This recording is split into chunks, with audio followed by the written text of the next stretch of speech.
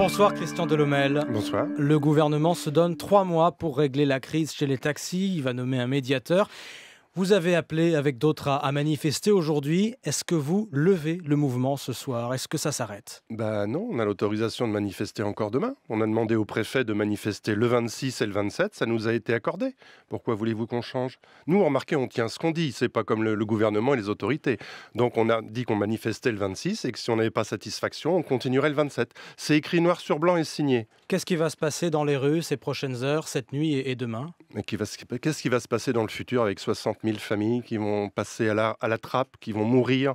Comment voulez-vous faire? Aujourd'hui, il y a quelque chose de... On est dans le journal de l'économie.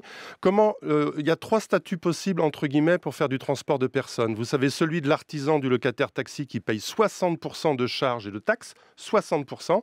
Et puis après, vous avez les VTC. Les VTC en général, vous dites... quand vous parlez de taxi, vous parlez souvent de 47%. On va parler charges sociales et taxes. On va parler du fond du dossier, mais on va parler du fond du dossier. Je pense à nos auditeurs, à ceux qui sont aussi peut-être bloqués dans les bouchons ce soir. Qu'est-ce qui va se passer dans les prochaines heures? À Paris, vous êtes vous parisien, et dans les grandes villes où des taxis ont manifesté. Mais de bon sang, bonsoir, qu'on soit reçu par Valls. On l'a demandé. Le Premier ministre a reçu aujourd'hui des représentants. Il a reçu l'industrie du taxi et il a reçu des fédérations de province. Aujourd'hui, quand on parle d'indemnisation, c'est pas moi qui parle d'indemnisation, c'est Emmanuel Macron à Davos qui a évoqué ça, qui parle d'indemnisation du chauffeur de taxi. Ça nous va très bien. Il parle bien d'indemnisation du chauffeur de taxi. Donc il faut recevoir des chauffeurs de taxi et discuter avec eux. C'est ça autour de la table qu'il faut mettre pendant 3 mois. Et non pas, on va nommer un médiateur pendant 3 mois, on verra, il y a qu'à, faut que.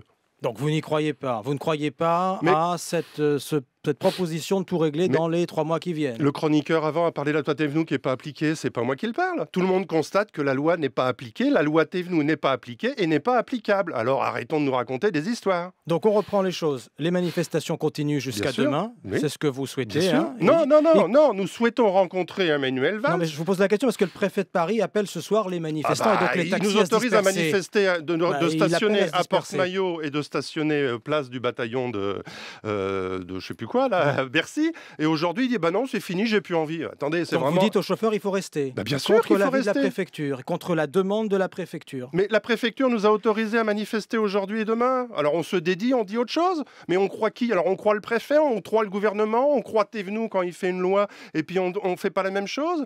Quand on dit on applique les lois Thévenoud, la loi Thévenoud est appliquée, monsieur l'a bien dit, on est obligé d'avoir un TPE. Donc on est obligé, on est terminal de paiement. On est la seule profession à avoir obligation d'avoir... Autrement dit, on peut payer par carte dans les taxis, comme on le fait dans tous les VTC. Tous les taxis de France. Oui, mais le VTC fait le prix qu'il veut, pas le taxi. Donc on a obligation. Ok, des collègues se font verbaliser. Ok, c'est les règles du jeu. Mais elles sont où les règles du jeu de l'autre côté? C'est-à-dire maraude interdite, c'est-à-dire l'open data, c'est-à-dire ce fichier pour avoir enfin une application, comme les VTC, une application moderne. Ça fait 2 ans. Le gouvernement nous gruge. On n'arrive pas à faire cette application. À Paris, c'est pas concluant. Non, mais elle n'est toujours pas appliquée. Ah non, elle marche pas du tout. Elle marche pas du tout. Vous savez, j'ai rencontré le représentant du ministère de l'Intérieur qui dit mais monsieur Delhommel, ça coûte 300 000 € à l'État. Mais monsieur, je lui ai répondu, les taxis parisiens versent 1,8 million chaque année. On fait quoi de cet argent? Je reviens au fond, Christian Delhommel. Donc on a compris, vous demandez l'application de la loi Thévenoud. Ça, c'est la première chose. Qui est inapplicable. Donc vous voulez une nouvelle loi? Qui est inapplicable. Et on est reparti pour des discussions. Non, on ne demande pas une nouvelle loi. La suppression des VTC, c'est utopique, on m'a dit. Bien sûr, c'est utopique. Indemnisation des chauffeurs de taxi.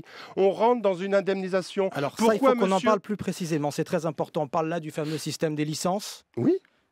Géré par les taxis eux-mêmes, c'est ça? Mais il y a les locataires, il y a les salariés qui sont touchés aujourd'hui. Qu'est-ce que c'est qu'une indemnisation pour vous, Christian Delhommel? Comment se fait-il qu'une entreprise américaine de VTC capitalisée à 62 milliards, qui prend à peu près 1 milliard chaque année, chaque mois, je dirais, si vous voulez, par an 1 milliard chaque mois, elle n'est pas imposable en France, il ne paye pas d'impôts en France. Mais c'est normal que le chauffeur de taxi, lui, paye 60% de charges de taxes. Ça, je vous l'accorde. Nous payons la Sécu, nous payons la retraite des Français. Si Uber était là, il ne vous dirait pas du tout la même chose, Uber ou ses concurrents, d'ailleurs. Oui, Google, on ne va pas les nommer, bien sûr. Il vous expliquerait qu'eux respectent la loi, qu'ils sont parfaitement en conformité avec la loi.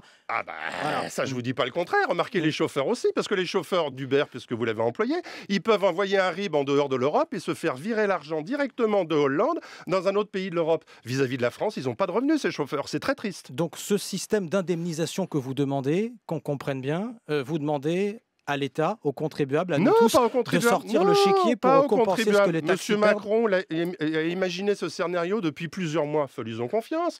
Mais pourquoi pas imaginer une taxe sur chaque voyage VTC, c'est Monsieur Hitch qui l'a dit. Vous savez, Monsieur Hitch, nouvelle application.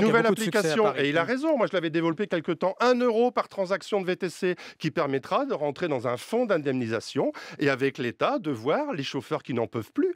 J'ai un collègue qui vend... Et de sortir du système des licences qui ne satisfait personne aujourd'hui. Exactement. On reprend la licence du chauffeur de taxi par ce fonds d'indemnisation et maintenant la licence sera louée 100 € par mois. Voilà le nouveau système. Et ces 100 € par mois permettront d'indemniter des nouveaux chauffeurs. Il y aura toujours du taxi, il y aura toujours du VTC. Mais envisageons-le autrement pour que les chauffeurs puissent vivre décemment. Christian Delhommel, les VTC ont du succès depuis qu'ils sont arrivés sur le marché.